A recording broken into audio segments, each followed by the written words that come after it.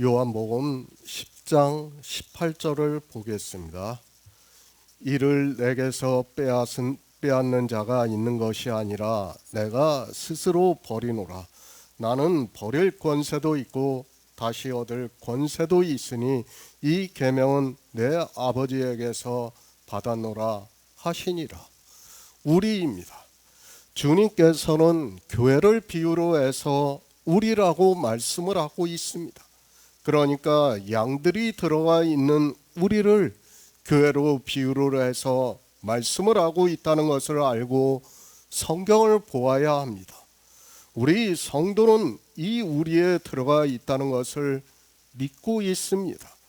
어떻게 들어가 있는가 하면 믿음으로 들어가 있다는 것을 말씀을 하고 있습니다. 교회입니다. 성도들의 모임을 교회라고 합니다. 성도 개인을 말씀할 때는 양이라고 말씀을 하고 있고 그 양들이 모여 있는 곳을 우리라고 말씀을 하고 있지만 그것은 교회를 말씀하고 있습니다. 그 교회는 지금 우리가 눈으로 보고 이성으로 알고 있는 교회를 말씀하는 것이 아닙니다. 건물입니다. 그것을 보고 교회라고 하지 마시기 바랍니다.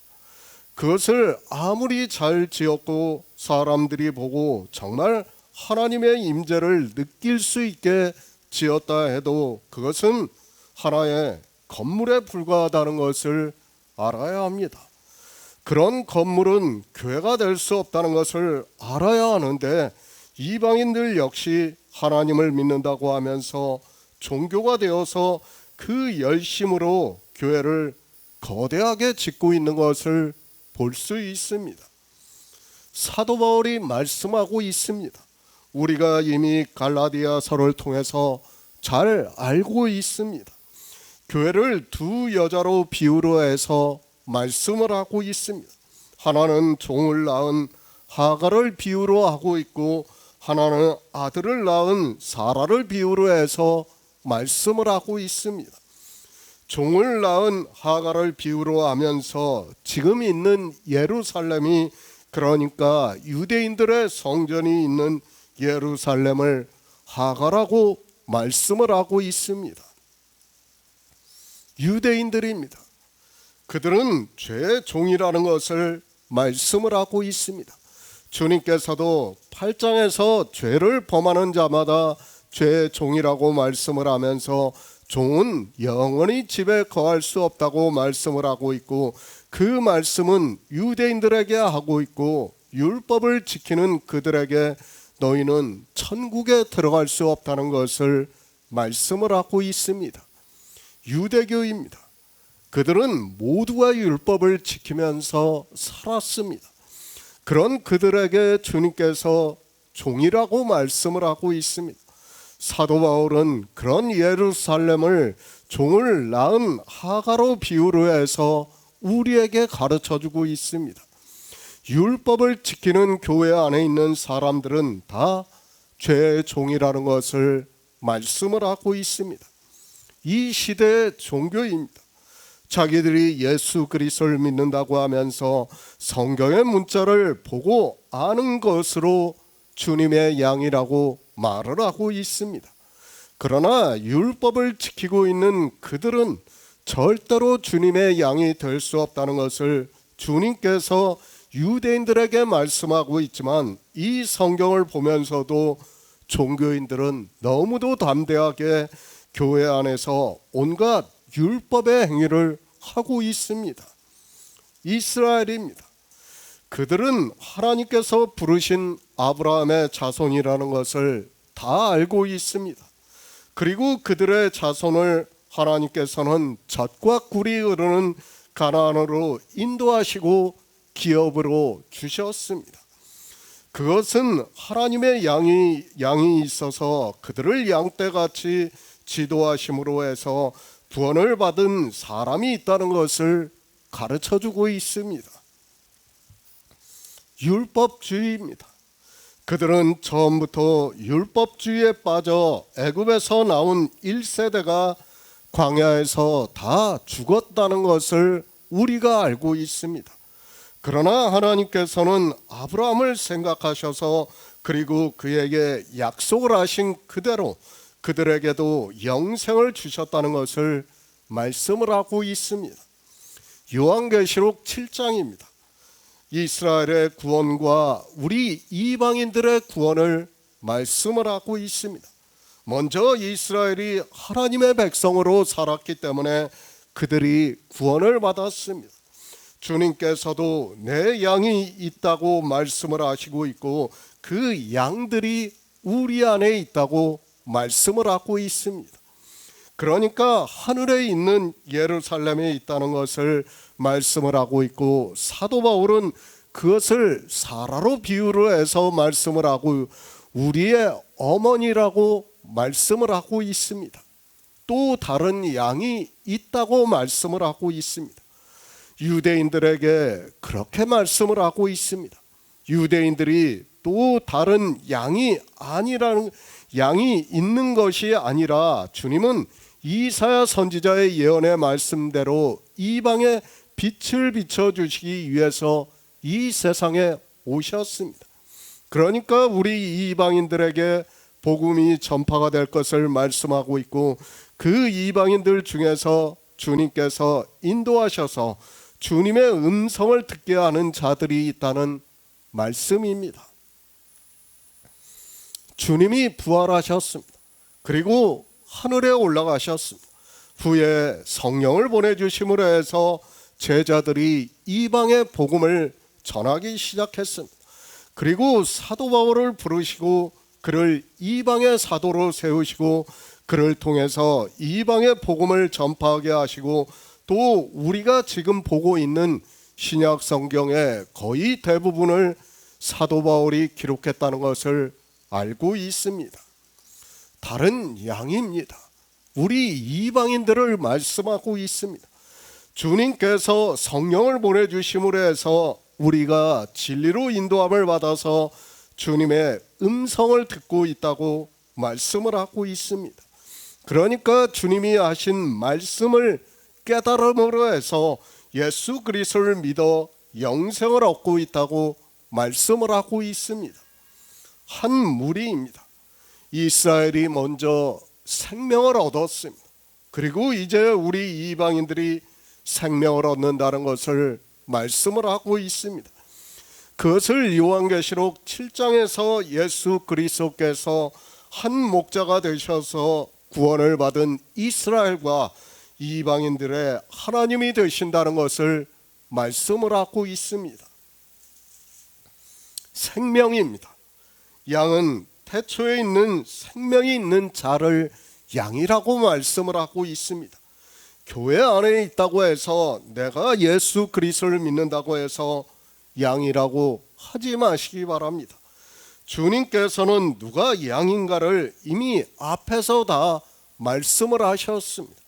그러나 이 시대 종교인들은 유대인들과 같이 율법을 지키면서도 자기들이 양이라고 말을 하고 있습니다. 주님은 우리를 구원하기 위해서 이 세상에 오셨습니다. 그리고 이 모든 구속의 일을 이루심으로 해서 우리에게 태초에 있는 생명을 주심으로 해서 우리 성도들이 하나님께로서 난 자가 되게 하셨습니다. 그 일을 다 이루시는 것을 말씀을 하시면서 아버지께서 나를 사랑하신다고 말씀을 하고 있습니다. 왜 사랑하십니까? 내가 다시 목숨을 얻기 위해서 목숨을 버린다고 말씀을 하고 있습니다. 그러니까 이 세상에 우리와 같은 육신을 입고 오셨습니다. 그 육신의 목숨을 버리심으로 해서 십자가에서 죽으시고 장사 지낸 뒤 3일 만에 영으로 부활을 하셨다고 말씀을 하고 있습니다. 왜 그렇게 하셨습니까? 우리를 하나님 앞으로 인도하려 하심이라고 사도 베드로가 말씀을 하고 있습니다. 주님이 이 세상에 육신을 입고 오시고 십자가에서 죽으시고 장사 지내시고 영으로 부활하셨습니다. 그것은 우리 역시 주님과 같이 된다는 것을 보여주셨고, 히브리서에서는 우리를 앞서 가셨다고 말씀을 하고 있습니다. 정말 놀라운 일입니다. 그러나 사람들은 성경을 보면서도 이 일을 믿지를 않고 있습니다.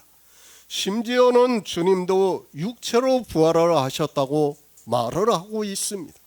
그것은 주님을 하나님으로 믿지 않겠다고 하는 말과 같다는 것을 알아야 합니다. 그런 그들이 영생을 얻었다고 천국에 간다고 말을 하고 있습니다. 새 번역을 보겠습니다. 아무도 내게서 내 목숨을 빼앗아 가지 못한다. 나는 스스로 원해서 내 목숨을 버린다. 나는 목숨을 버릴 권세도 있고 다시 얻을 권세도 있다. 그것은 내가 아버지께로부터 받은 명령이다. 양입니다. 그리고 우리입니다. 주님께서는 그 양들의 목자가 되신다고 말씀을 하고 있습니다. 그러나 사람들은 성경을 보면서 그 문자를 아는 것으로 자기들이 주님의 양이라고 하고 있고, 자기들이 건물을 지어놓고 그것을 교회라고 말을 하고 있습니다. 표면적인 겁니다. 그것은 아무것도 아니라는 것을 알아야 합니다. 그것은 지나가는 그림자라는 것을 말씀을 하고 있습니다. 아무리 거대한 건물로 교회를 짓고 그 안에 수많은 사람들이 자기들의 이성적 생각으로 거룩하게 예배를 드리고 진짜 하나님의 임재가 있는 것과 같다고 해도 그런 표면적인 것은 양이 될 수도 없고 우리가 될 수도 없다는 것을 우리가 바로 깨달아야 합니다. 하나님의 임재입니까? 누가 성경에서 그런 것을 말씀을 하고 있습니까? 다 종교인들이 만들어낸 말이라는 것을 알아야 합니다. 그런데도 사람들은 거대한 종교 안에 들어가면 그들이 하는 말을 그대로 듣고 있습니다. 성경을 상고도 하지 않고 지혜를 구하지도 않고 그저 종교의 교리의 보승으로 묶여 사망의 길로 끌려가고 있으면서도 깨닫지를 못하고 있습니다. 주님께서 말씀합니다. 내가 다시 목숨을 얻기 위해서 목숨을 버린다고 말씀을 하고 있습니다. 그러면서 이를 내게서 빼앗는 자가 있는 것이 아니라 내가 스스로 버리노라. 나는 버릴 권세도 있고 다시 얻을 권세도 있으니 이 계명은 내 아버지께로부터 받았다고 말씀을 하고 있습니다. 주님입니다. 그분은 죄가 없으신 분이라는 것을 우리가 성경에서 증거를 받고 있습니다. 죄가 없으신 분은 죽을 수 없다는 것을 알아야 합니다. 그래서 주님께서 말씀을 하고 있습니다.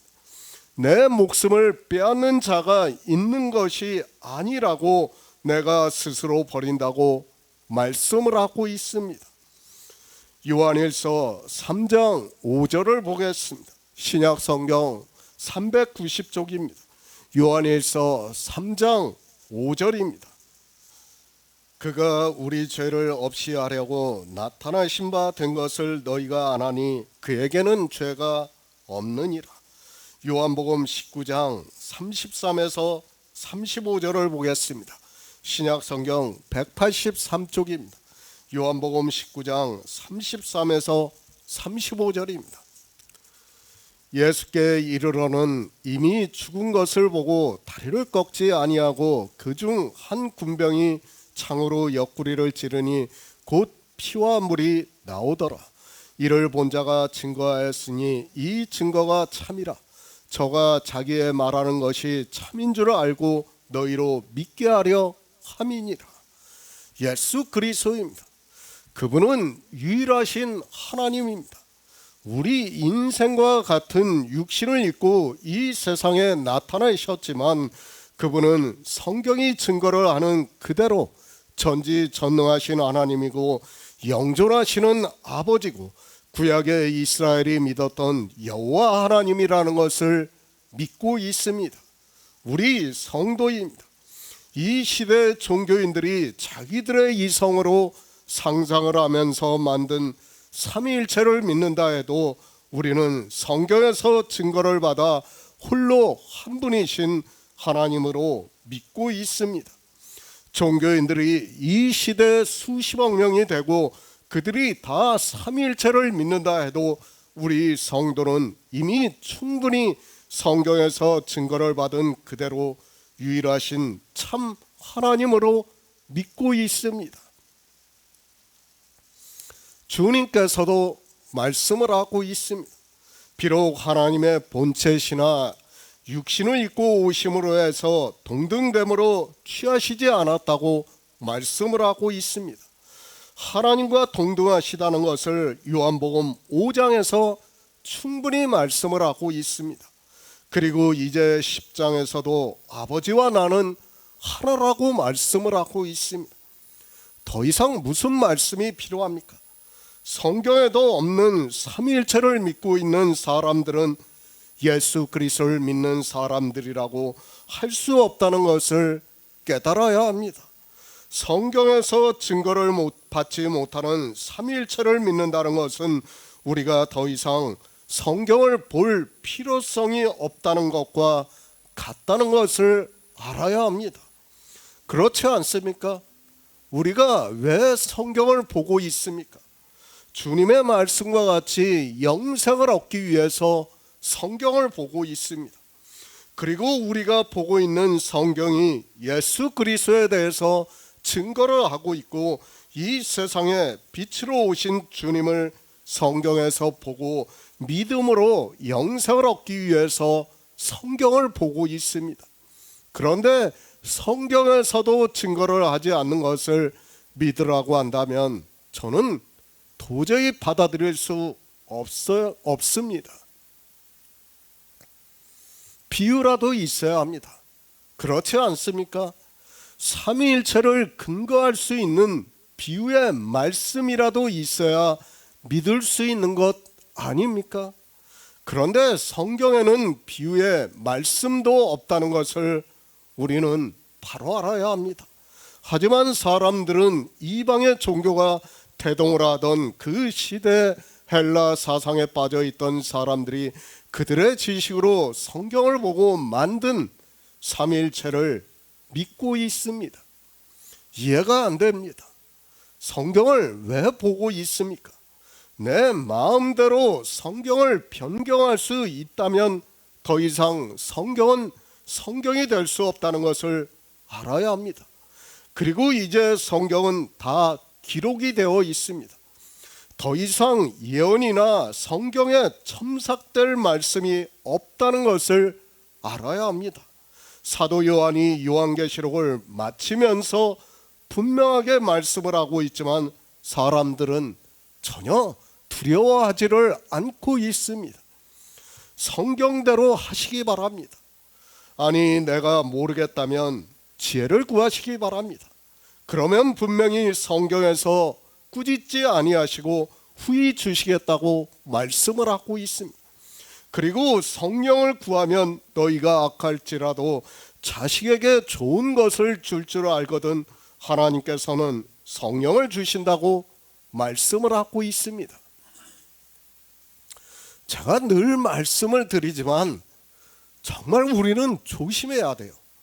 성경에 없는 말을 함부로 한다는 것은 정말 조심을 해야 돼요. 그런데 종교인들은 자기의 고상함을 나타나기 위해서 학문적 지식을 갖다가 자랑하기 위해서 성경에 없는 말들을 너무 쉽게 사용을 해요. 그런 말들이 지금 종교 안에 얼마나 팽배하게 퍼져 있고 사람들이 사용을 하면서도 전혀 깨닫지를 못하고 있어요. 내가 이 말을 해야 성경적인가 아닌가를 우리는 판단을 해야 돼요. 그리고 성경에 없는 말씀은 가능한 하지 말아야 됩니다. 그것을 한다는 것 자체가 이미 성경을 갖다가 무시하겠다는 거예요. 그런데도 사람들은 깨닫지를 못하고 아무 말이나 그저 자기들의 이성적 지식으로 생각을 하고 좋다고 생각하면 그냥 함부로 말을 하고 있습니다. 정말 해서는 안 되는 일을 우리가 바로 깨닫고 있어야 한다고 저는 믿고 있습니다. 종교입니까?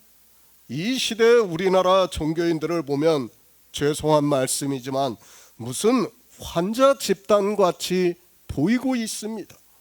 그들은 세상에 상식도 없고 이성도 없는 사람들과 같이 이야기를 하고 있습니다. 최소한 자기들의 이야기를 할 때는 어디에 분명히 근거를 두고 말을 해야 하는데 전혀 그렇게 하지 않고 있는 것을 볼 수 있습니다. 종교는 다 같습니다.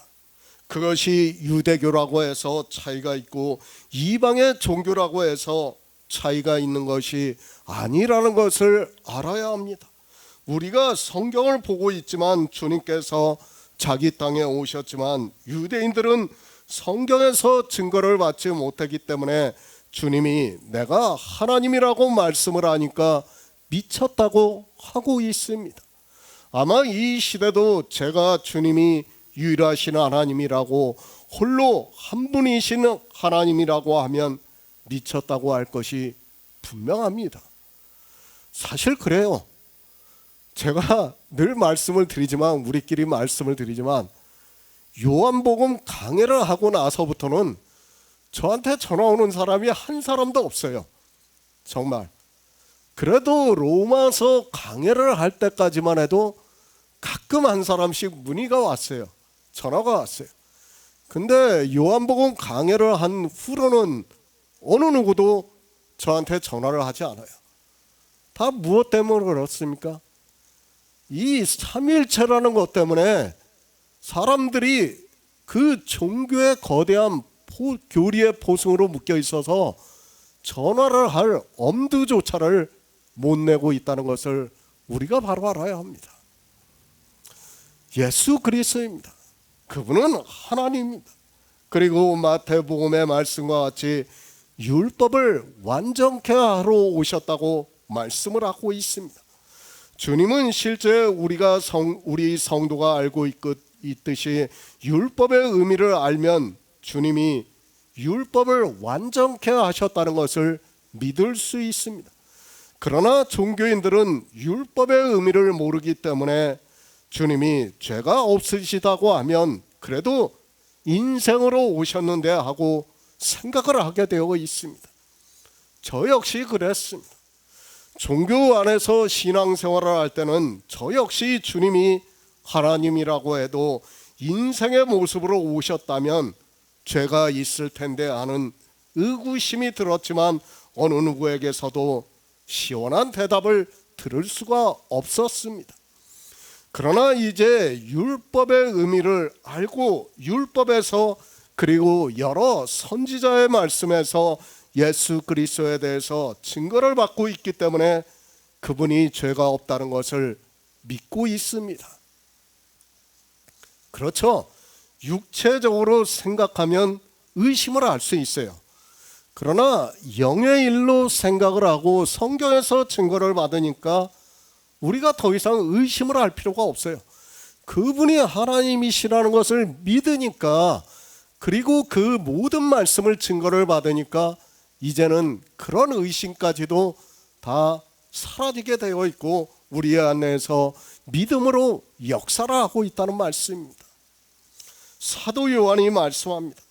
그가 우리 죄를 없이 하려고 나타나신 바 된 것을 너희가 아나니 그에게는 죄가 없다고 말씀을 하고 있습니다. 우리 성도는 이 말씀을 믿고 있습니다. 이제는 충분히 깨닫고 있습니다. 왜 그런가 하면 율법에서 그리고 선지자의 말씀에서 우리는 예수 그리스도의 증거를 받았기 때문에 사도 요한의 말씀이 충분히 믿어지고 있습니다. 죄가 없습니다.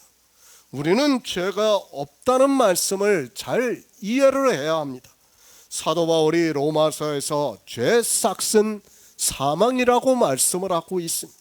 그러니까 우리 인생이 죽는 것은 다 죄 싹 때문이라는 것을 말씀을 하고 있습니다. 그러나 주님은 죄가 없으신 분이라는 것을 이제 우리가 율법에서 충분히 증거를 받음으로 해서 믿고 있습니다. 그래서 말씀합니다. 주님께서 육신의 생명에 대해서 말씀을 하고 있습니다. 이를 내게서 빼앗는 자가 있는 것이 아니라 내가 스스로 버리노라. 나는 버릴 권세도 있고 다시 얻을 권세도 있다고 말씀을 하고 있습니다. 죄가 없으신 분이기 때문에 어느 누구도 주님의 생명을 빼앗을 수 없습니다. 사단입니까? 절대 주님의 생명을 빼앗을 수 없다는 것을 알아야 합니다. 죄가 없으신 하나님의 생명을 사단이 어떻게 빼앗을 수 있습니까? 그래서 주님께서는 이를 내게서 빼앗는 자가 있는 것이 아니라 내가 스스로 버리노라. 나는 버릴 권세도 있고 다시 얻을 권세도 있다고 말씀을 하고 있습니다. 예수 그리스도입니다. 우리가 성경에서 보고 다 알고 있습니다. 십자가에서 죽으셨습니다. 그 말씀을 보고 사람들은 지금 요한복음에서 말씀을 하고 있는 주님의 말씀이 도무지 이해가 되지 않는다고 말을 할 수 있습니다. 아니, 그들은 이해할 수 없다는 것을 알아야 합니다. 예수 그리스도의 십자가입니다. 주님께서는 십자가에서 죽으시고 장사되었다고 말씀을 하고 있습니다. 성경이 다 그렇게 기록을 하고 있고 주님께서는 분명히 십자가에서 죽으신 것으로 우리가 알고 있습니다. 그러나 우리는 바로 알아야 합니다. 누가 빼앗아서 주님께서 십자가에서 죽으신 것이 아니라는 것을 알아야 합니다. 스스로 운명하셨습니다. 성경에 기록이 되어 있는 십자가의 사건을 보아야 합니다. 특히 사도 요한은 주님을 하나님으로 말씀을 하고 있습니다. 그래서 우리는 요한복음에서 말씀하고 있는 십자가의 사건을 보아야 하고 주님께서 어떻게 죽으셨는가를 알아야 합니다. 십자가입니다. 우리는 로마 시대의 십자가형을 바로 알아야 합니다. 십자가형은 사형 선고나 마찬가지입니다. 그래서 십자가형을 받은 사람들에게는 그래도 고통을 조금이라도 덜 주기 위해서 채찍으로 때리고 있는 것을 성경에서도 말씀을 하고 있습니다. 채찍입니다. 정확하지는 않지만 제가 알기로는 40대를 치는 것으로 알고 있습니다. 채찍은 그냥 채찍이 아니라 쇠라든지 구슬이라든지 나비라든지 그런 것이 달려 있어서 채찍으로 치면 거의 살점이 뜯겨져 나오는 것으로 알고 있습니다. 그런 채찍을 맞으면 거의 반은 죽는다는 것으로 전승에 기록이 되어 있습니다. 그렇지 않으면 어떻게 됩니까? 십자가에 달아놓으면 며칠이 되어도 죽지 않는다고 말합니다. 실제 충분히 이해할 수 있는 상식이라는 것을 알아야 합니다. 그렇죠. 사실 몸만 박았다고 쉽게 사람이 죽지 않아요. 여기서 피가 흘려봐야 얼마나 흘리겠습니까? 그렇게 많이 흘리지가 않아요.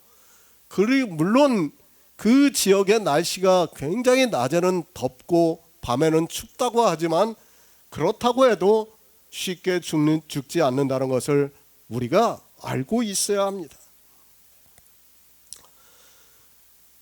그래서 요한복음을 보면 유대인들의 유월절에 안식일이 오니까 그들의 명절이 십자가에 달린 십자가에 사람이 달려있는 것을 원하지 않는 것으로 말씀을 하고 있습니다. 아니, 율법에서 나무에 달린 자는 저주를 받은 자라고 말씀을 하고 있습니다.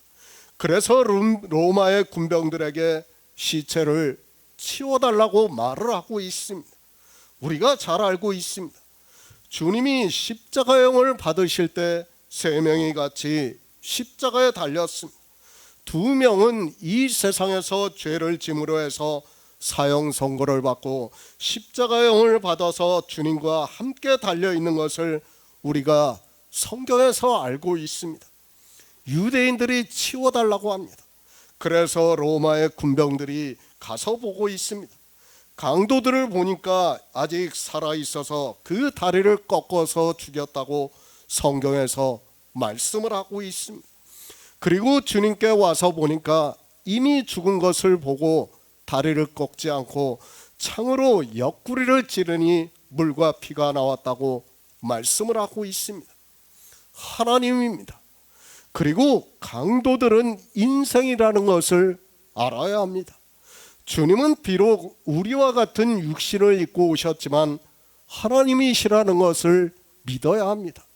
그리고 죄가 없으신 분이기 때문에 인생들이 어떻게 해도 주님을 죽일 수 없다는 것을 바로 알아야 합니다. 아니, 사단이 아무리 강하다고 하지만 하나님을 죽일 수 없다는 것을 알아야 합니다. 누가 먼저 죽겠습니까? 강도 둘입니다. 그리고 주님이 십자가에 달렸습니다. 우리가 상식적으로 생각을 해도 누가 먼저 죽겠는가를 생각해 보시기 바랍니다.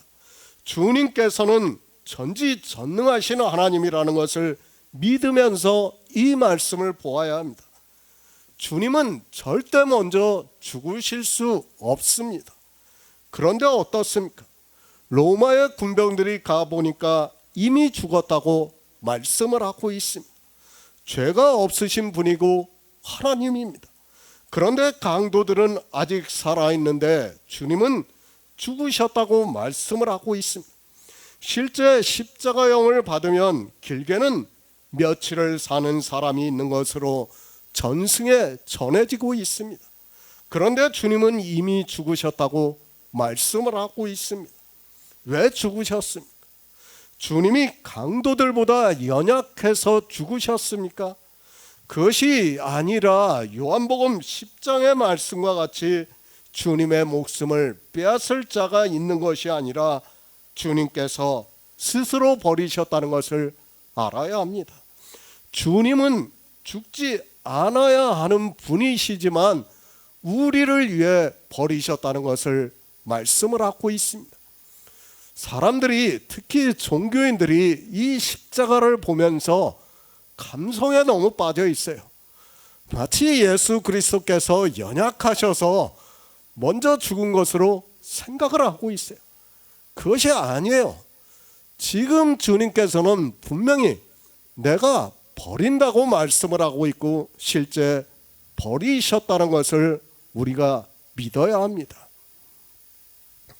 유다서 1장 24에서 25절을 보겠습니다. 신약성경 398쪽입니다. 유다서 1장 24에서 25절입니다. 능히 너희를 보호하사 거침이 없게 하시고 너희로 그 영광 앞에 흠이 없이 즐거움으로 서게 하실 자 곧 우리 구주 홀로 하나이신 하나님께 우리 주 예수 그리스도로 말미암아 영광과 위엄과 권력과 권세가 만고 전부터 이제와 세세에 있을지어다. 아멘. 우리 성도는 양입니다. 그리고 주님은 선한 목자라고 말씀을 하고 있습니다. 지금 주님께서는 10장에서 선한 목자라고 말씀을 하고 있습니다. 그 말씀은 유대인들도 알고 있는 시편의 말씀으로 여호와는 나의 목자시니 내가 부족함이 없으리라고 말씀을 하고 있습니다. 유대인들입니다. 그들이 하나님을 믿는다고 하고 있습니다. 그러나 주님께서는 그들에게 너희는 내 양이 아니라고 말씀을 하고 있습니다. 물론 직접적으로는 말씀을 하고 있지 않지만 반어법을 쓰시면서 말씀을 하고 있습니다. 유대인들도 주님의 말씀을 알아듣고 있다는 것을 알고 성경을 보아야 합니다. 영생의 말씀입니다. 주님께서 양들을 말씀하실 때는 하나님께로서 난 자들이라는 것을 알고 성경을 보아야 합니다. 그저 교회 안에 있다고 해서 예수 그리스도를 믿는다고 해서 성경에서 주님이 선한 목자라고 말씀을 하고 있고 내 양은 내 음성을 듣는다고 말씀을 했다고 해서 이 시대 교회 안에 있는 사람들이 스스로 착각에 빠져 있습니다. 주님이 오신 목적입니다. 내가 온 것은 양들로 생명을 얻게 하고 더 풍성히 얻게 하려 함이라고 말씀을 하고 있습니다. 그러면서 주님이 오셔서 양을 위해서 목숨을 버리신다고 말씀을 하고 있습니다. 목숨을 버리십니다. 주님께서는 우리 양들을 위해서 이 세상에 우리와 같은 육신을 입고 오셔서 내 양을 위해서 목숨을 버리신다고 말씀을 하고 있습니다. 그리고 우리에 대해서 말씀을 하고 있습니다.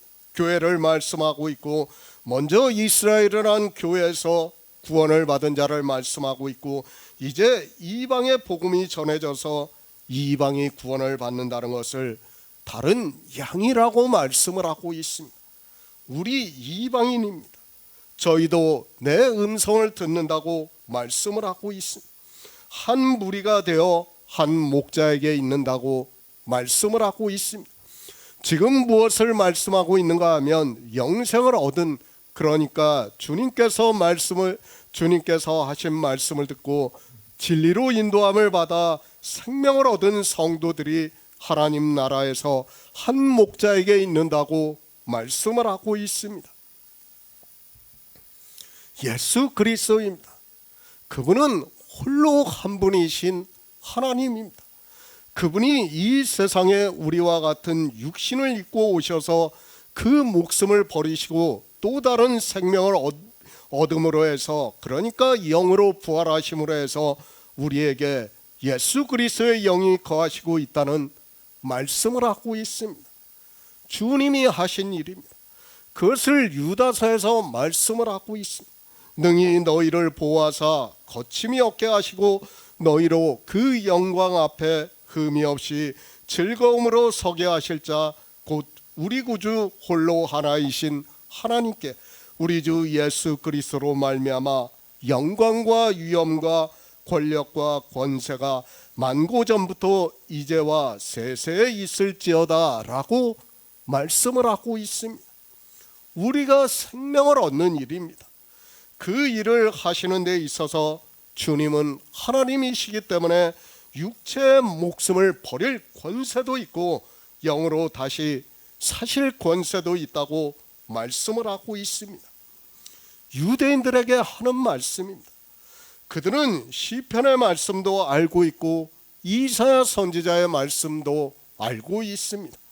그런 그들에게 주님께서는 반어법으로 말씀하고 있고 내가 하나님이라는 것을 말씀하고 있습니다.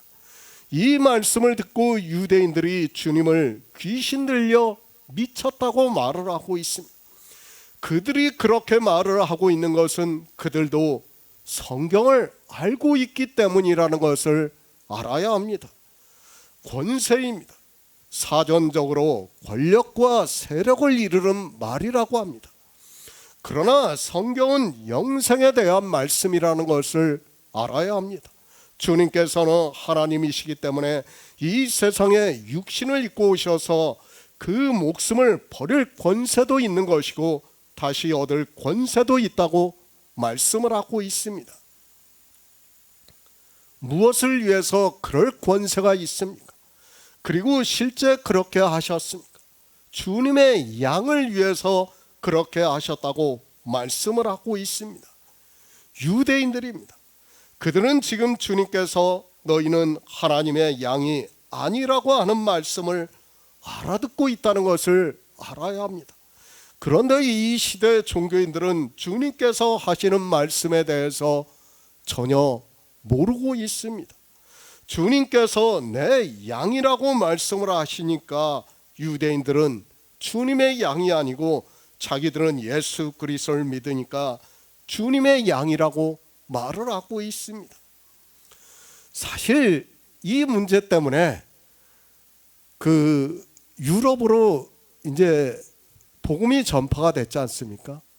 실제 그리고 유대인들이 다 로마에 의해서 이제 점령을 당하고 나서 디아스포라가 되었습니다.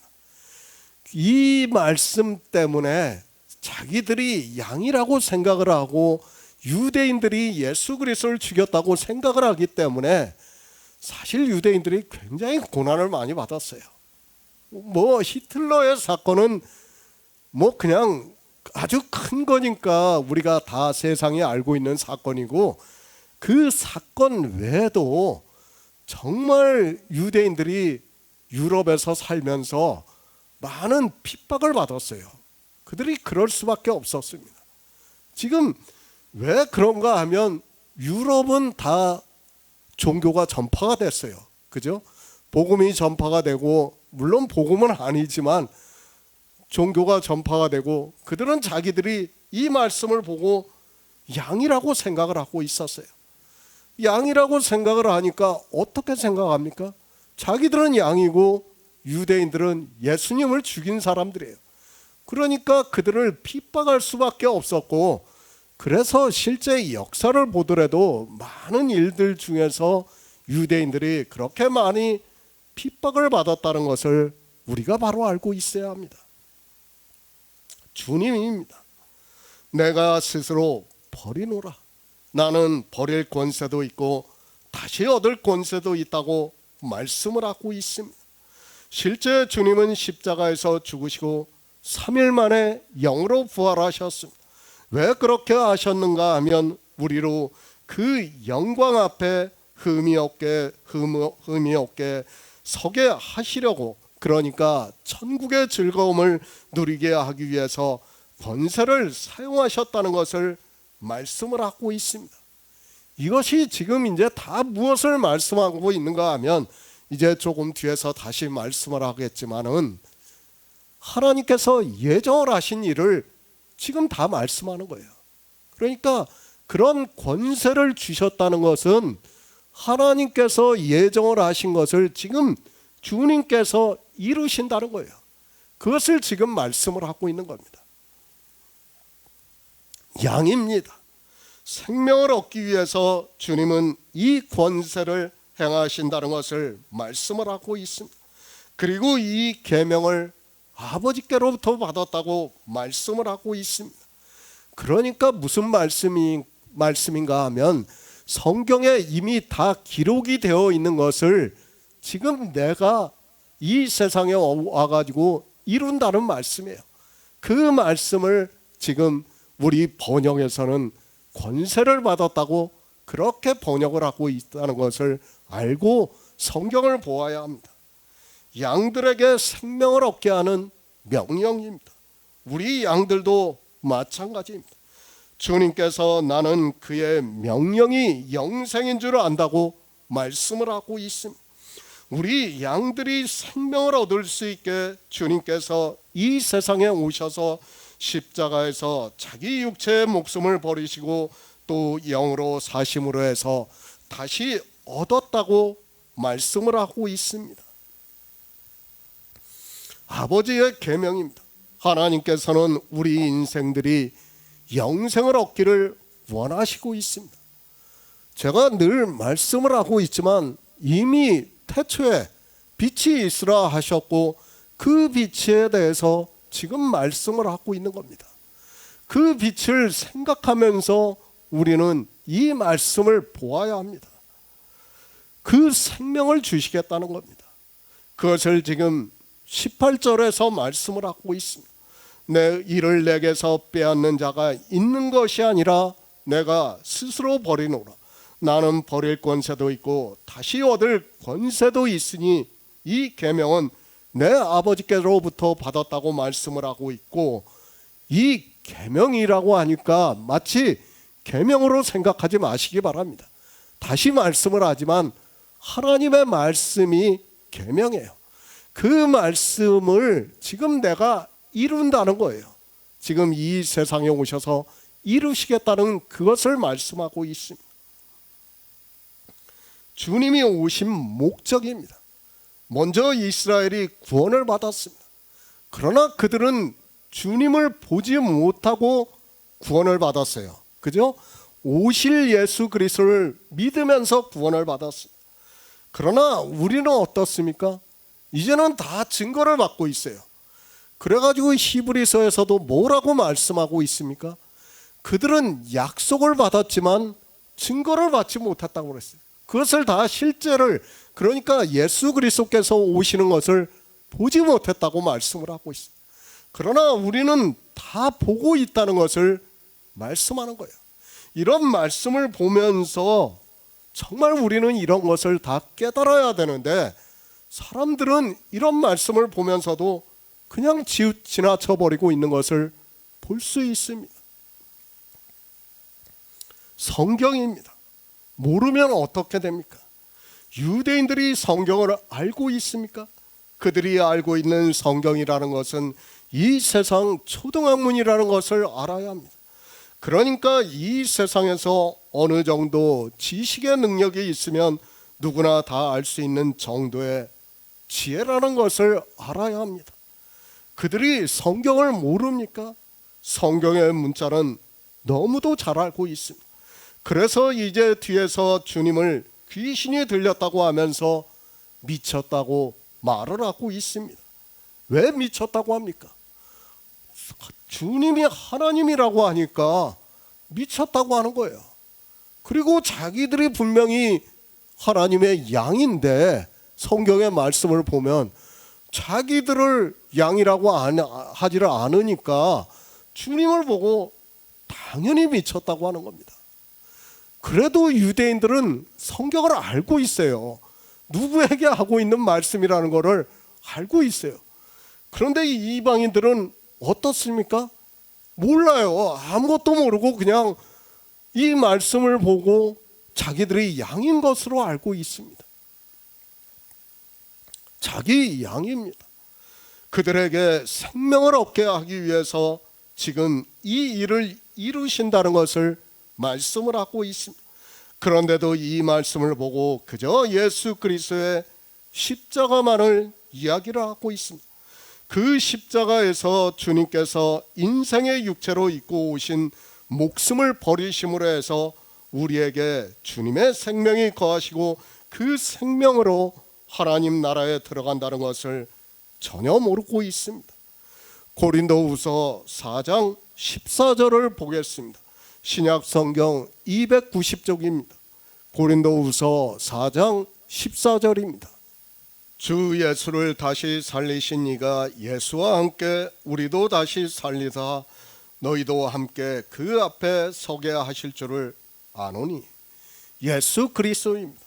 그분은 우리 피조물들을 위해서 이 세상에 오셨다는 것을 말씀하고 있고, 사도 바울은 복음이라고 말씀을 하고 있습니다.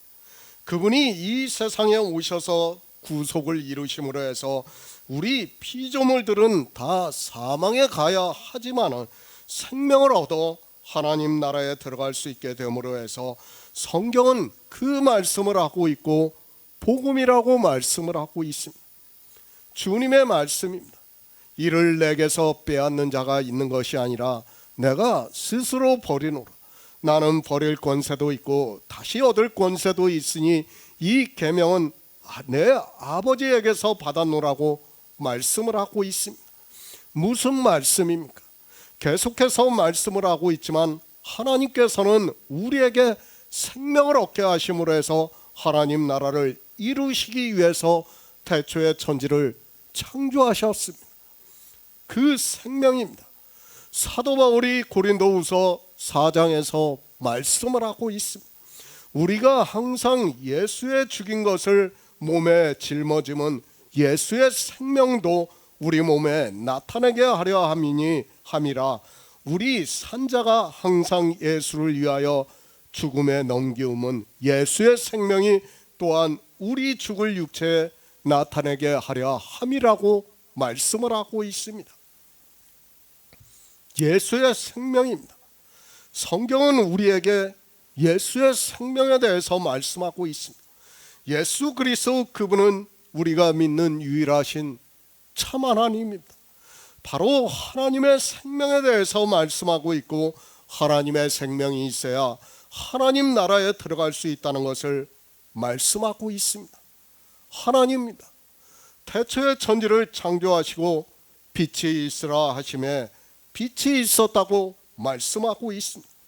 그 빛에 대해서 사도 바울이 고린도후서 4장에서 어두운 데서 빛이 비추리라 하시던 그 하나님께서 예수 그리스도의 얼굴에 있는 하나님의 영광을 아는 빛을 우리 마음에 비추셨다고 말씀하고 있고, 그 빛이 바로 예수의 생명이라는 말씀을 하고 있습니다. 지금 이 말씀을 예수 그리스도께서 요한복음 10장 18절에서 말씀하고 있는 거예요. 지금 그 빛이 있으라 하시던 그 말씀을 이루기 위해서 내가 생명을 버리고 생명을 얻는다는 말씀을 하고 있는 거예요. 아버지에게서 받은 계명입니다. 바로 태초에 천지를 창조하실 때 하나님께서 빛이 있으라 하셨다는 말씀을 하고 있습니다.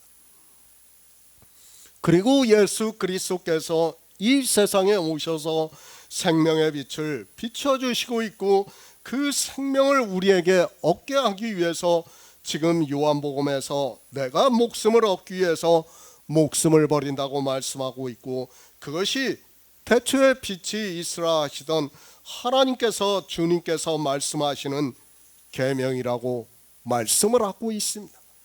그 계명입니다. 이를 내게서 빼앗을 자가 있는 것이 아니라 내가 스스로 버리노라. 나는 버릴 권세도 있고 다시 얻을 권세도 있다고 말씀하고 있습니다. 그렇죠. 주님은 하나님이에요. 그리고 이미 태초에 천지를 창조할 때 빛이 있으라 하시고 다 말씀을 이루셨어요. 그 빛이 있으라 하시던 것을 지금 이루기 위해서 주님께서 와서 내가 버릴 권세도 있고 얻을 권세도 있다고 말씀하는 거예요. 그 빛이 있으라 하시던 그 빛이 없다면 모르겠지만 그 빛이 있다는 것은 뭐예요? 예수 그리스도께서 버리고 얻겠다는 것을 지금 말씀하는 거 아닙니까? 말씀하는 것 아닙니까? 그런데도 사람들은 이런 말씀을 보면서도 지금 주님께서 무슨 말씀을 하는지를 전혀 깨닫지를 못하고 있어요. 왜 그렇습니까? 생명에 대해서 모르니까 깨달을 수가 없는 거예요. 지금 주님은 계속 생명에 대해서 말씀하는 거예요. 그 생명의 빛을 창세기에서 말씀하는 그 빛에 대해서 우리에게 말씀하고 있지만 사람들은 이 말씀을 보면서도 깨달을 수가 없는 거예요. 생명입니다. 고린도후서에서 예수의 생명이라고 분명하게 말씀하고 있고, 그 생명이 태초에 빛이 있으라 하시던 이 빛이라고 말씀을 하고 있습니다. 그리고 사도 바울은 주 예수를 다시 살리신 이가 예수와 함께 우리도 다시 살리사 너희와 함께 그 앞에 서게 하실 줄을 안다고 말씀을 하고 있습니다. 이 계명입니다. 주 예수를 살리신 이가 예수와 함께 우리도 다시 살리신다고 말씀을 하고 있습니다. 그러면 어떻게 다시 살리시는가 하면 예수의 생명으로 다시 살리신다고 말씀하고 있고, 그것을 위해서 내가 목숨을 스스로 버린다고 말씀을 하고 있습니다. 지금 요한복음의 말씀입니다. 이미 창세기에서 말씀을 하고 있습니다. 빛이 있으라 하시던 그 빛을 말씀하고 있고, 그것을 사도 바울이 고린도후서에서 어두운 데서 빛이 있으라, 빛이 비추리라 하시던 그 하나님께서 예수 그리스도의 얼굴에 있는 하나님의 영광을 아는 빛을 우리 마음에 비추셨다고 말씀하고 있고, 예수의 생명을 얻게 하기 위해서 우리 양들을 위해서 주님께서 스스로 버리신다고 말씀을 하고 있고, 이 계명은 아버지께로부터 받았다는 말씀은 창세기에 빛이 있으라 하셨다는 말씀이 응하고 있다는 말씀입니다.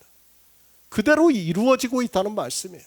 그러니까 그것을 갖다가 지금 주님께서 하는 말씀에 대한 의미를 알아야 되는데, 지금 요한복음 10장 18절을 보면서 정말 이 말씀이 무슨 말씀인가를 깨닫는 사람이 없다는 거예요.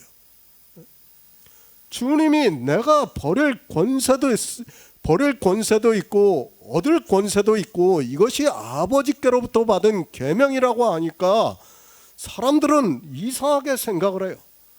뭐예요? 이것이 하나님께서 이미 그러니까 태초에 천지를 창조하실 때 말씀하셨던 그 빛이라는 거예요.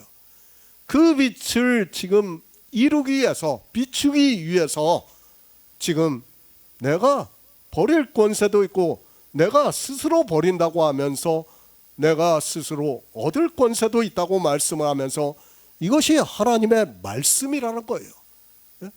하나님께서 태초에 말씀을 하셨다는 말.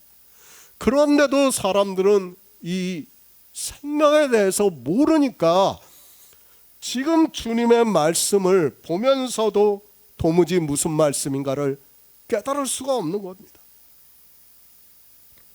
놀라운 말씀입니다. 우리 인생으로는 상상도 할 수 없는 말씀을 하고 있습니다. 그래서 유대인들도 수천 년을 하나님을 믿는다고 하면서도 이 생명에 대해서 깨닫지를 못했고, 이방의 종교인들 역시 주님께서 이 세상에 오셔서 하늘에 올라가시고 2000년이 지났지만 이 생명에 대해서 어느 누구도 이야기를 하지 않고 있습니다. 인생의 지혜입니까? 그가 아무리 지혜가 있다 해도 깨달을 수 없는 것이 바로 이 생명입니다. 그래서 주님께서 내가 내 양을 알고 양도 나를 안다고 말씀을 하고 있습니다. 사실 생각해 보세요. 칼뱅이 얼마나 뛰어난 사람입니까? 이미 20몇 살 때 성경에 주석을 쓰고 막 그랬던 사람이에요. 얼마나 대단합니까? 인간적으로는. 그러나 어떻습니까? 이 생명에 대해서는 그도 전혀 언급을 하지 않고 있어요. 왜 그렇습니까? 모르기 때문에 그런 거예요. 가장 중요한 생명에 대해서 하나님께서 태초에 천지를 창조하시고 빛이 있으라 하시던 그 빛에 대해서 모르니까 뭐 이거를 성경을 자기 나름대로 이 세상의 이성적 생각으로 정립을 하고 그걸 교리로 만들기는 했어도 정말 얼마나 뛰어납니까? 그 교리 하나를 우리가 다 배웠지만은 정말 인간적으로는 너무도 뛰어나요. 그러나 깨달을 수 없다는 거예요. 놀라운 비밀입니다.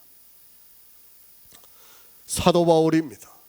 분명히 우리에게 예수의 생명이라고 말씀하고 있습니다. 그리고 주님께서도 내가 온 것은 양들로 생명을 얻게 하고 더 풍성히 얻게 하려 함이라고 말씀을 하고 있고, 18절에서는 주님께서 이 계명은 내 아버지에게서 받았다고 말씀을 하고 있고, 그 말씀은 창세기에서 빛이 있으라 하시던 그 빛에 대해서 말씀을 하고 있다는 것을 우리가 깨닫고 이 말씀을 보아야 합니다. 요한복음 10장 19절을 보겠습니다. 이 말씀을 인하여 유대인 중에 다시 분쟁이 일어나니, 새 번역을 보겠습니다. 이 말씀 때문에 유대 사람들 가운데 다시 분열이 일어났다. 영생입니다. 이보다 더 소중한 것은 없다고 믿고 있습니다. 우리는 인생이라는 것을 늘 기억하고 있어야 합니다. 지금 우리가 살아 있으니까 세월이 참 긴 것과 같이 느껴질 수 있습니다. 그리고 언제든지 마음만 먹으면 무엇이든지 할 수 있고 예수 그리스도를 믿는 것도 아주 쉽게 생각할 수 있습니다. 그러나 인생입니다. 성경은 우리 인생에 대해서 분명하게 말씀하고 있습니다. 우리 인생이 얼마나 허무하면 헛것 같다고 말씀하고 있고 지나가는 그림자 같다고 말씀을 하겠습니까? 영원이라는 시간 속에서 우리 인생의 생이라는 것은 아무것도 아니라는 것을 알아야 합니다. 빅뱅입니다. 138억 년 전에 되었다고 과학자들이 말을 하고 있습니다. 그것이 사실인지는 저도 딱히 말할 수 없습니다. 그러나 우리는 과학을 무시할 수 없다는 것을 알아야 합니다. 그 긴 시간에서 우리 인류 전체는 하루도 안 된다는 것을 알아야 합니다. 그리고 내가 살아가는 시간은 진짜 점으로 찍어도 잘 안 보인다는 것을 알아야 합니다. 그래서 제가 늘 말씀을 하지 않습니까? 우리 인생은 겨우 사진 한 컷이라는 것을 제가 늘 말씀하고 있어요. 그 한 컷도 안 되는 것이 인생이에요. 그런데 그것을 가지고 인생들은 자랑을 하고 있습니다. 나이가 60입니까? 아직도 살 날이 많이 남아 있습니까? 물론 100세의 시대라고 하니까 앞으로도 40년을 더 살아야 합니다. 그러나 아시기 바랍니다. 1000년을 가까이 살았던 성경에 기록이 되어 있는 사람들 역시 지금은 그 흔적조차 없는 것이 인생이라는 것을 알아야 합니다. 아무것도 아닙니다. 우리가 이성이 있고 지혜가 있고 생각하는 사고가 있어서 만물의 영장이라고 하지만 하나님의 시간에서 보면, 그리고 영의 일로 보면 우리는 아무것도 아니라는 것을 알 수 있습니다. 그런 인생을 보고 살아가는 사람들은 구원을 받을 수 없다는 것을 명심하고 있어야 합니다. 하나님입니다. 우리에게 충분한 시간을 주셨습니다. 지금이 얼마나 좋습니까? 종교의 자유도 있고 사상의 자유도 있고 표현의 자유도 있고 성경을 보고 싶으면 마음대로 볼 수 있는 그런 이 시대를 살아가고 있습니다. 그런데 하나님을 믿는다고 하는 사람들이 다 허송세월을 보내고 있고 성경은 그들을 잠자는 자라고 말씀을 하고 있고 그리고 게으른 자라고 말씀을 하고 있습니다. 요한복음 강해를 하고 있습니다. 이제까지 계속해서 들었지만 주님이 무슨 말씀을 하고 있습니까? 영생에 대해서만 말씀을 하고 있습니다. 주님께서 다른 것을 말씀하지 않았다는 것을 알고 있습니다. 예수 그리스도께서 이 세상에 오심으로 해서 우리 이방인들에게 빛이 비춰지고 있고 이 시대에 우리가 성경을 보고 성령의 인도하심으로 예수 그리스도를 믿고 있습니다. 예수 그리스도를 왜 믿습니까?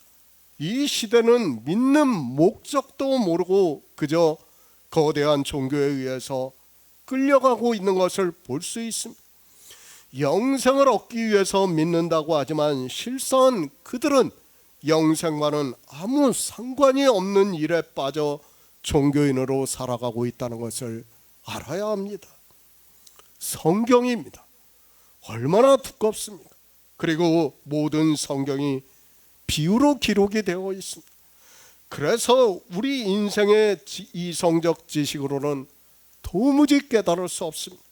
그런데도 교회 안에 있는 사람들은 성경을 너무 쉽게 보고 있고 유대인들과 같이 자기들이 하나님을 믿는다고 하는 것으로 하나님의 양인 것으로 생각을 하고 있습니다.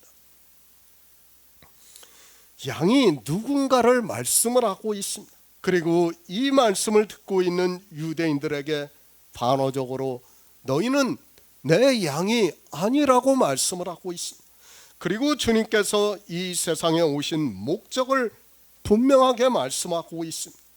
내가 온 것은 양들로 생명을 얻게 하려 함이라고 말씀을 하고 있습니다. 생명입니다. 우리가 예수 그리스도를 믿는 이유입니다. 다른 것 없습니다. 이 세상에서 도깨비 방망이 하나를 얻어서 내가 하고 싶은 거 다 하기 위해서 믿는다고 하지 마시기 바랍니다. 그런 생각이라면 차라리 불교를 믿는 것이 더 낫다는 것을 알아야 합니다. 주님께서 분명하게 말씀을 하고 있지 않습니까? 내가 온 것은 양들로 생명을 얻게 하려 함이라고 말씀을 하고 있습니다. 양이 생명을 얻을 수 있게 내가 목숨을 버린다고 말씀을 하고 있습니다. 주님께서 이 세상에 육신을 입고 오셔서 그 목숨을 버리시고 이제 다시 생명을 얻는 것을 말씀을 하고 있습니다. 그것을 사도 베드로는 영으로 부활하셨다고 말씀을 하고 있습니다. 주님이 가신 길입니다. 우리를 앞서가셨다고 말씀을 하고 있습니다. 우리가 예수 그리스도를 믿음으로 해서 주님이 가신 길을 그대로 간다는 것을 가르쳐주고 있습니다. 그래서 주님께서 우리 구원을 받은 하나님께로서 난 자들을 한 무리라고 말씀을 하고 있습니다. 그리고 주님을 말씀하면서 한 목자에게 있게 하려 함이라고 말씀을 하고 있습니다. 얼마나 감사합니까? 저는 이 생명을 생각을 하면 사도 요한의 말씀이 가슴에 와 박히고 있습니다. 은혜 위에 은혜라고 말씀을 하고 있습니다. 피조물인 우리 인생들에게 한 번 죽으면 썩어 없어지는 미물과 같은 인생들에게 하나님의 생명을 주시겠다고 말씀을 하고 있습니다. 하나님 나라를 들어갈 수 있게 해주시겠다고 말씀을 하고 있습니다. 저는 참 우주에 대해서 많은 것을 봐요. 그럼 과학자들이 뭐라고 하는가 하면 지금 빅뱅부터 138억 년이 됐다고 하지 않습니까? 앞으로 200억 년이 되면 리셋이 된다고 해요. 이 우주가. 그러니까 다시 점으로 돌아간다는 거예요. 그러니까 없어진다는 거예요. 다. 하나도 남지 않고. 과학자들도 그렇게 말을 하고 있어요. 그러니까 우리는 뭐예요? 성경 말씀 그대로예요. 그냥 다 헛것이라는 거예요. 우리가 혈과 정이 있어서 정말 이것이 너무 소중하게 보이는 것 같지만은 아니라는 것을 알아야 됩니다. 정말 그래서 주님께서 뭐라고 말씀을 합니까? 자기 목숨을 버리지 않으면 하나님 나라에 들어갈 수 없다고 말씀하고 있어요. 그러니까 그것을 예표하는 게 누굽니까? 요나단이에요. 요나단. 자기 생명보다 다윗을 더 사랑했다고 말씀하고 있습니다. 그러니까 요나단은 왕이에요. 왕이 될 수 있는 사람이에요. 그런데 자기 생명보다도 다윗의 생명을 더 사랑했다는 거예요. 그것을 주님께서 이 세상에 오셔서 자기 목숨을 버리지 않으면 너희가 하나님 나라에 들어갈 수 없다는 거예요. 그만큼 우리에게 이 생명에 대해서 계속해서 말씀을 하고 있지만 사람들은 생명에 대해서 깨닫지를 못하고 내가 예수 그리스도를 믿어야 하는 거에 어떻게 하는 것이 믿는가를 전혀 모르고 있습니다. 초기 교회의 성도들입니다. 그들이 왜 그렇게 죽을 수 있었다고 생각을 합니까? 이런 복음의 말씀들을 깨달았기 때문에 비록 혈과 정으로 하면 그들도 떼어놓을 수 없어요. 버릴 수 없습니다. 그러나 이것이 그림자이고 헛것이라는 것을 믿었기 때문에 그리고 예수의 생명이 참이라는 것을 믿었기 때문에 그들은 그렇게 죽을 수가 있었어요. 그래서 요한계시록에서 죽임을 당한 자들의 영혼들이 있다고 말씀을 하고 있지 않습니까? 정말 내가 구원을 받는 것이 어떤 마음으로 해야 되는 거를 알아야 되는데 이 시대는 너무 쉽게 생각을 하고 있어요. 제가 안타까워요. 정말 우리가 이 복음이 교제되고 있는 이 모임에 사람들이 좀 많이 참석을 하고 이 예배를 좀 소중히 생각을 해야 되는데 그렇지를 않다는 것이 너무 안타깝습니다. 제가 복음을 전하다 보니까 너무 마치 방임주의로 가는 것 같이 이야기를 하는 것 같아 안타까워요. 그러나 주님께서는 뭐라고 말씀합니까? 제자에게 내 아버지가 죽은 것을 알고 장사하겠다고 하고 나서 온다고 하니까 죽은 자들을 장사하고 너는 나를 쫓으라고 말씀하고 있습니다. 사실 인간적으로 생각하면 얼마나 냉정한 말씀입니까? 그렇지 않습니까?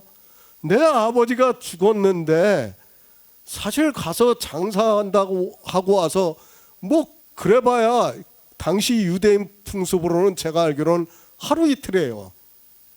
그렇지 않습니까? 시체가 부패하니까 그 당시에는 뭐 냉동고도 없고 그러는데 그냥 하루 이틀 만에 장례를 치르는 일이에요. 그 하루 이틀 주님은 안 따라간다고 해서 그가 구원을 받지 못합니까? 그런데도 주님은 그렇게 말씀하지 않았어요. 바로 이 시대를 살아가고 있는 우리들에게 어떻게 예수 그리스도를 믿어야 하는가를 가르쳐주는 말씀이라고 저는 생각하고 있습니다. 잠언 23장 29에서 30절을 보겠습니다. 구약 성경 937쪽입니다. 잠언 23장 29에서 30절입니다. 재앙이 누게 있느냐, 근심이 누게 있느냐, 분쟁이 누게 있느냐, 원망이 누게 있느냐, 까닭 없는 창상이 누게 있느냐, 붉은 눈이 누게 있느냐, 술에 잠긴 자에게 있고 혼합한 술을 구하러 다니는 자에게 있느니라. 왜 분쟁이 일어납니까? 앞에서 말씀을 했지만 전혀 모르는 말씀을 했다면 분쟁이 일어나지 않습니다. 그런데 자기들이 성경에서 어느 정도 알고 있는 말씀을 주님께서 하시니까 그 말씀을 듣고, 아니 자기들을 비유로 해서 너희는 하나님의 양이 아니라는 반어적인 말씀을 하니까 유대인들이 어느 정도는 알고 있고 분쟁을 하고 있다는 말씀입니다. 모르면 분쟁이 없습니다. 아무것도 모르는데 주님의 말씀을 듣고 분쟁을 하겠습니까? 그냥 그러는가 보다 하고 넘어가게 되어 있습니다. 그러나 주님의 말씀을 듣고 있지만 자기들이 성경에서 보고 아는 것과 다르게 말씀을 하니까 지금 분쟁을 하고 있다는 말씀입니다. 분쟁이 있습니다. 누가 분쟁을 하는가를 잠언에서 말씀을 하고 있습니다. 재앙이 누게 있느냐, 근심이 누게 있느냐, 분쟁이 누게 있느냐, 원망이 누게 있느냐, 까닭 없는 창상이 누게 있느냐, 붉은 눈이 누게 있느냐, 술에 잠긴 자에게 있고 혼합한 술을 구하러 다니는 자에게 있다고 말씀을 하고 있습니다. 분쟁을 하면 어떻게 됩니까?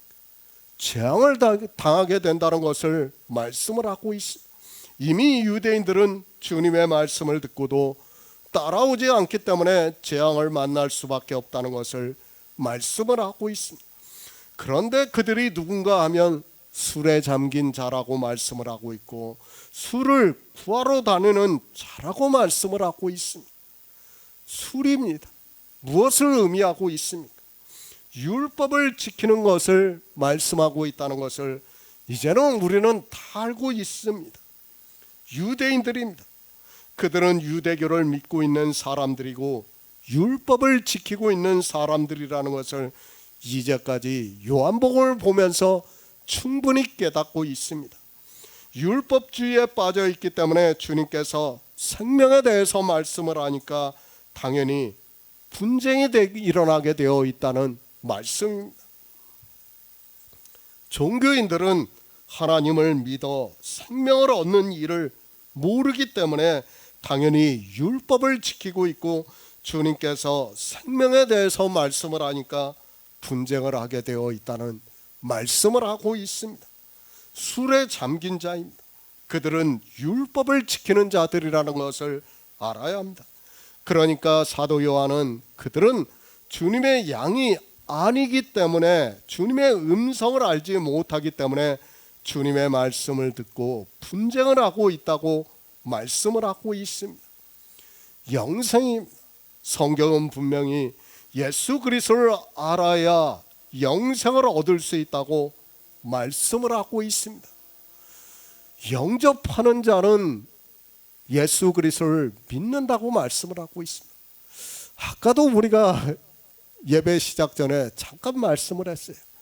영접이라고 하니까 너무 쉽게 생각을 해요. 그저 종교 안에 들어가서 예수 그리스도를 믿는다고 하면 영접하는 것으로 알고 있습니다. 아니에요.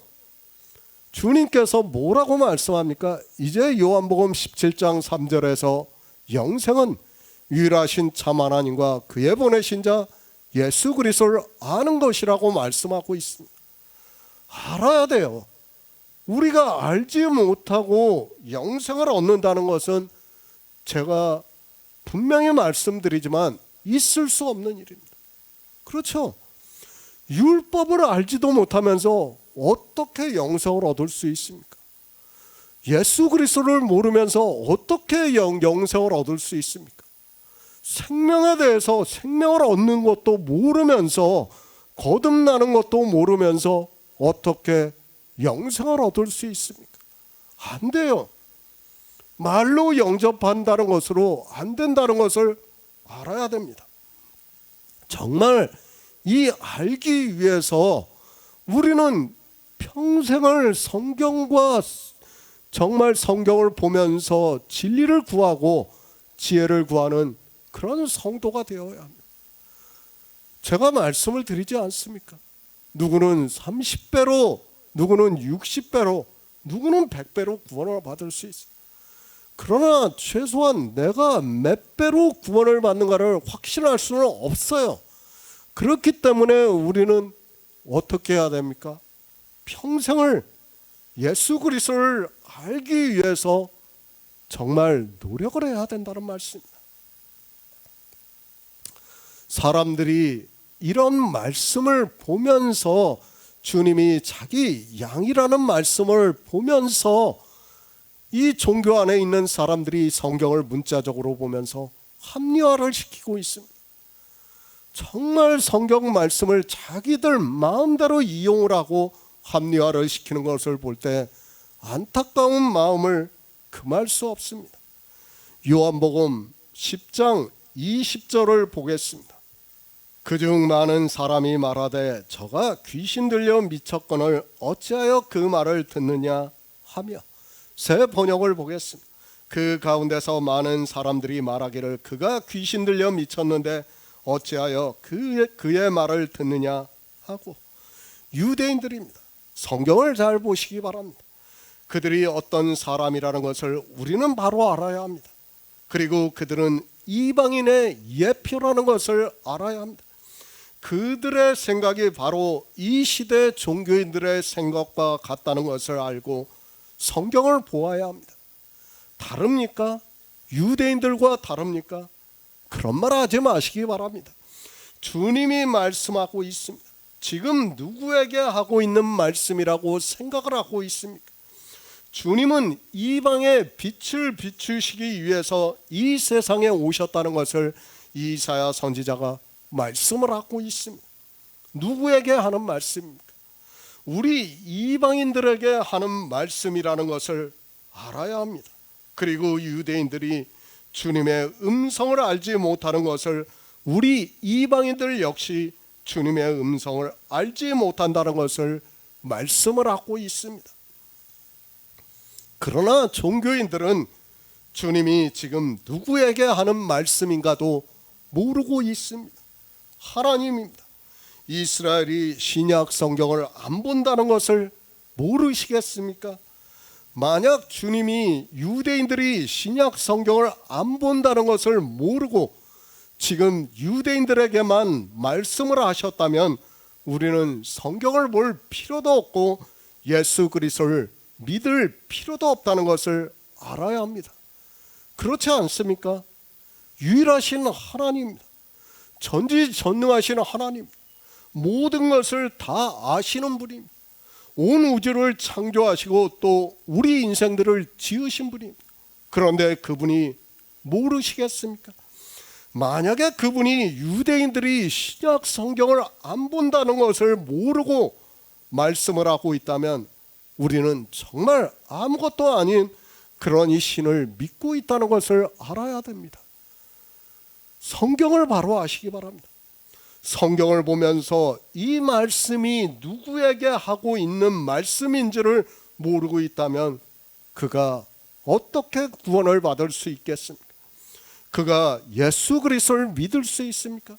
저는 절대로 그렇게 될 수 없다고 생각을 하고 있습니다.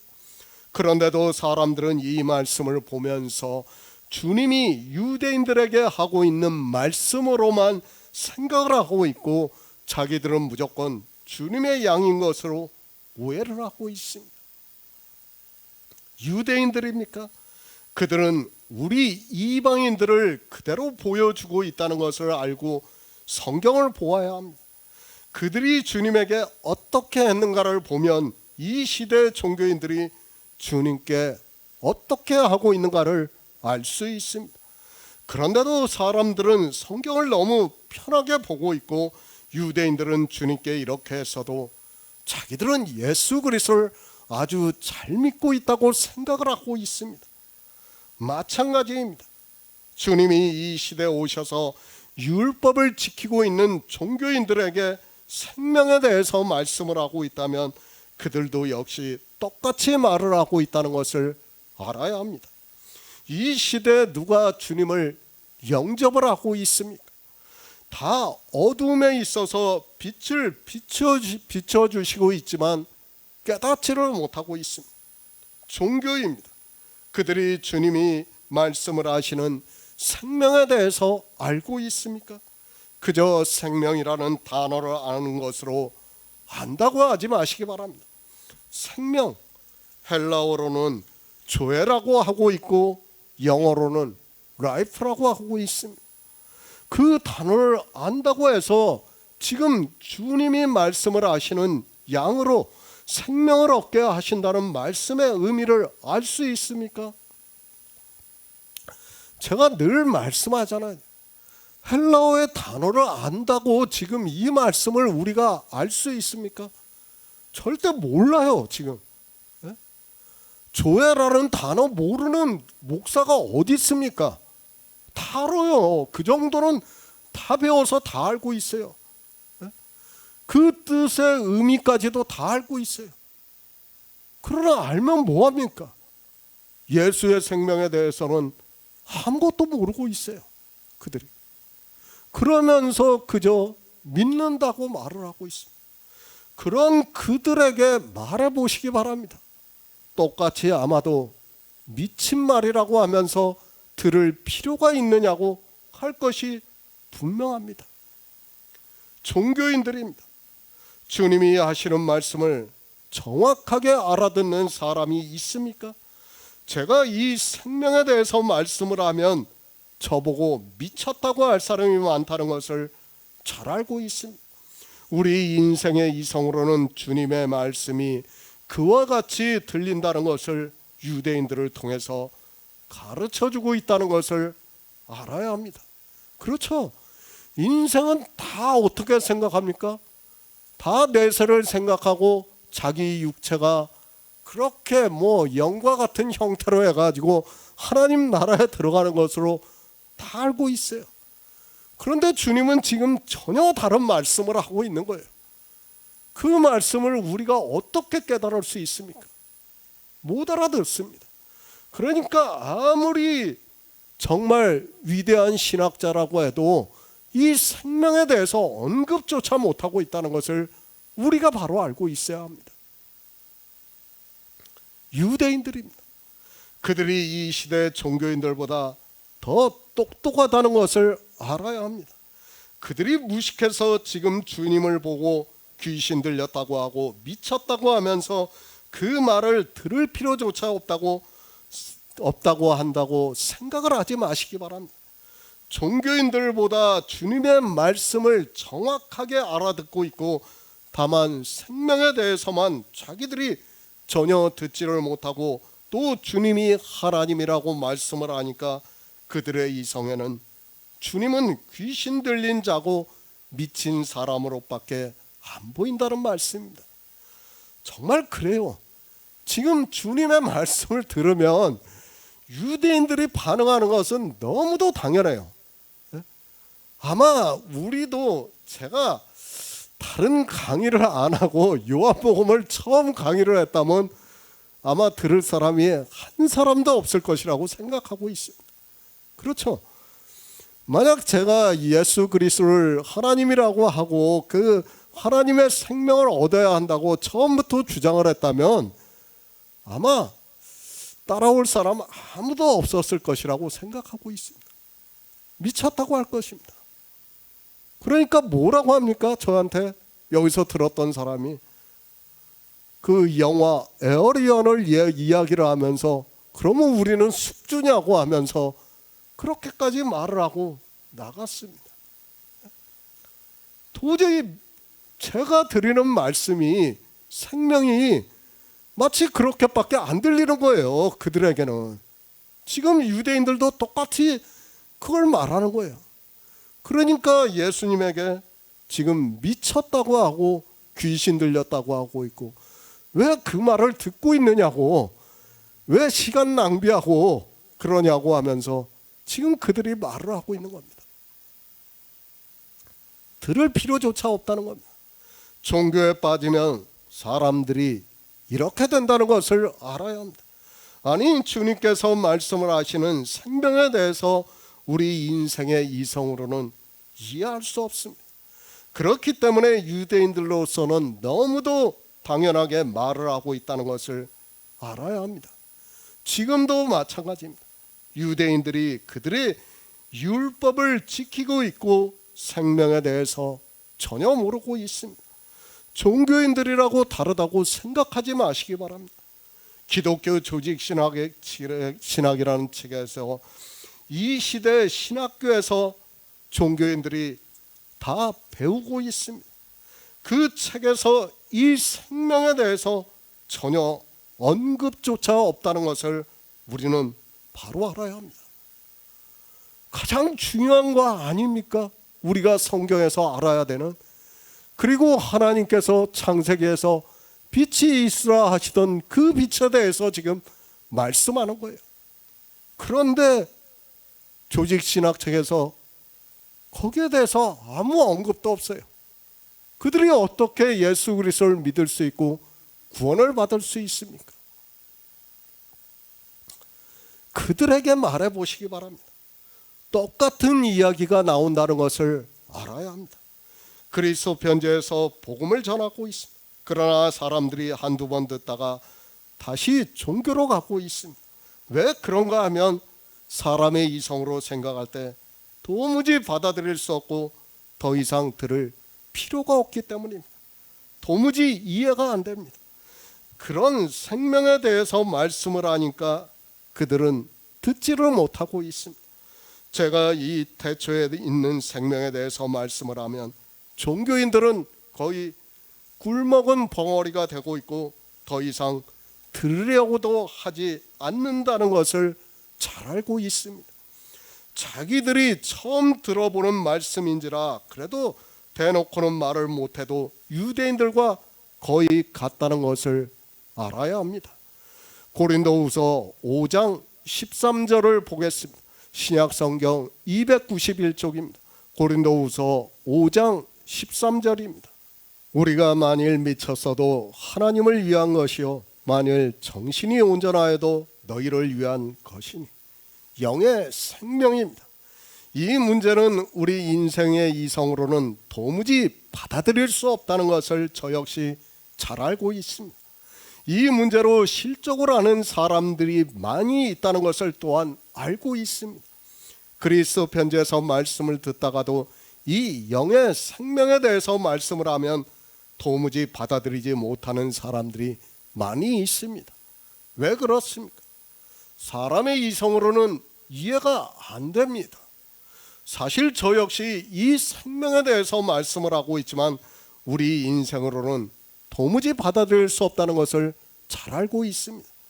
제가 이 생명에 대해서 말씀을 하면 사람들은 그럼 나는 뭐냐고 묻게 되어 있습니다. 당연합니다. 우리가 어려서부터 종교 생활을 해왔고, 아니 종교 생활이 아니더라도 다 내세에 대해서 그렇게 생각을 하고 있어요. 그런데 새로운 생명을 얻어서, 창조주의 생명을 얻어서 하나님 나라에 들어간다고 말을 하는데 그것을 누가 받아들이겠습니까? 저 역시 너무 잘 알고 있어요. 너무 어려운 말씀이라는 걸 잘 알고 있어요. 그러나 하나님께서 진리의 성령을 보내주시면 믿는다고 저는 확신하고 있습니다. 사도 바울도 그래서 말씀합니다. 고린도후서 5장에서 생명에 대해서 말씀을 하고 있습니다. 사도 바울이 주님의 말씀과 같이 생명에 대해서 말씀하고 있습니다. 그것을 사도 바울도 역시 우리 인생의 이성으로는 받아들이기 어렵다는 것을 알고 있기 때문에 우리가 만일 미쳤어도 하나님을 위한 것이요 만일 정신이 온전하여도 너희를 위한 것이라고 말씀을 하고 있습니다. 이 세상 모든 사람들이 그리고 그들의 이성적 생각입니다. 우리가 다 알고 있듯이 신체의 구원을 주장하고 있습니다. 인생인 내가 영과 어떻게 결합이 되어서 구원을 받는다고 말을 하고 있습니다. 그러니까 지금 살아가고 있는 인생이 구원을 받는다고 말을 하고 있습니다. 그렇죠. 우리가 우리나라 전설의 고향을 봐도 그렇고 솔직히 예전에 아주 히트했던 사랑과 영혼이라는 영화를 보아도 그렇지 않습니까? 막 그 영과 같이 변해가지고 빛으로 빨려 들어가는 것으로 엔딩을 끝내고 있어요. 네? 다 그렇게 생각하고 있어요. 그런 사람들에게 이 생명에 대해서 말씀을 하면 도무지 받아들이지 못해요. 그러니까 사도 바울도 미쳤다고 말을 하는 거예요. 똑같은 말씀이에요. 지금 사도 바울입니다. 만일 땅에 있는 우리의 장막이 무너지면 하나님께서 지으신 집 곧 손으로 지은 것이 아니요 하늘에 있는 영원한 집이 우리에게 있는 줄 안다고 말씀을 하고 있습니다. 그러니까 우리 육체가 죽으면 그것으로 끝이 나고 하늘로부터 오는 처소를 덧입는다고 말씀을 하고 있습니다. 그러면서 말씀합니다. 이 장막에 있는 우리가 짐진 것 같이 단식하는 것은 벗고자 함이 아니요 오직 덧입고자 함이니 죽을 것이 생명에게 삼킨 바 되게 하려 함이라고 말씀을 하고 있습니다. 그러니까 고린도후서 4장의 말씀과 같이 예수의 생명으로 우리가 구원을 받는다는 것을 말씀을 하고 있습니다. 그러니까 고린도후서 4장에서 생명에 대해서 지금 5장까지 사도 바울이 말씀을 하고 있는 거예요. 그 말씀을 사람들이 도저히 받아들일 수 없으니까 우리가 미쳤어도 하나님을 위한 것이고 우리가 정신이 온전하여도 너희를 위한 것이라. 그러니까 이 말씀이 마치 미친 사람의 말과 같이 들리지만 하나님께서 너희를 구원하기 위한 말씀이라는 것을 지금 사도 바울이 말씀하고 있는 겁니다. 그리고 주님을 말씀합니다. 주님이 말씀하는 것과 같이 저가 모든 사람을 대신하여 죽으심은 산자들로 하여금 다시는 저희 자신을 위하여 살지 않고 오직 저희를 대신하여 죽었다가 다시 사신 자를 위하여 살게 하려 함이라고 말씀하고 있습니다. 지금 이 말씀을 고린도 교회에 있는 성도들에게 하고 있으면서도 사도 바울 역시 그들이 알아듣기 어렵다는 것을 알고 있습니다. 그러니까 오직 예수의 생명을 위해서 산다는 거예요. 성도들은 그 생명을 얻기 위해서 산다는 것을 말씀하고 있습니다. 정말 우리 인생의 육체가 인생이 그림자고 헛것이라는 것을 아는 성도만이 그리고 예수의 생명이 참이라는 것을 믿는 성도만이 이렇게 살 수 있다는 것을 사도 바울이 우리에게 가르쳐주고 있는 말씀입니다. 그래서 말씀합니다. 우리가 만일 미쳤어도 하나님을 위한 것이요 만일 정신이 온전하여도 너희를 위한 것이라고 말씀하고 있습니다. 그러니까 사도 바울이 하고 있는 말씀이 사람의 이성에는 미친 사람의 말과 같이 들려진다는 말씀입니다. 그래서 유대인들이 주님의 말씀을 듣고 당연히 사람의 이성으로 생각을 하면서 저가 귀신 들려 미쳤거늘 어찌하여 그 말을 듣느냐고 말을 하고 있습니다.